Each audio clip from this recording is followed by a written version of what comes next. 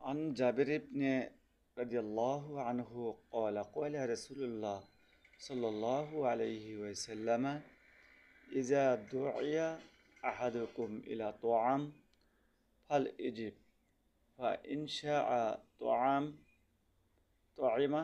وإن شاء ترك রাহুল মুসলিম। জাবের রাদিয়াল্লাহু আনহু থেকে বর্ণিত, তিনি বলেন রাসূলুল্লাহ সাল্লাল্লাহু আলাইহি সাল্লাম বলেছেন, যদি তোমাদের কাউকে খাওয়ার দাওয়াত দেওয়া হয় তাহলে সে যেন গ্রহণ করে।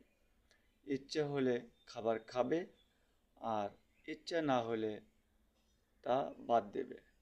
মুসলিম শরীফ। মাসালা হচ্ছে যে ওলিমার দাওয়াত সাধারণ লোকদের দাওয়াত দেওয়া হয় না, শুধু গণ্যমান্য ব্যক্তিকে দাওয়াত দেওয়া হয়। সেই ওলিমা অনুষ্ঠান আসলে নিকৃষ্ট। সুতরাং যেখানে লোক ভেদাভেদ মনে করে দাওয়াত দেওয়া হয়, ছোট মনে করে বড়দেরকে দাওয়াত দেওয়া হয়, ছোটদেরকে দাওয়াত দেওয়া হয় না, এসব অনুষ্ঠানে নিকৃষ্টতম এইসব নিকৃষ্টতম অনুষ্ঠান করা থেকে আমরা বিরত থাকব।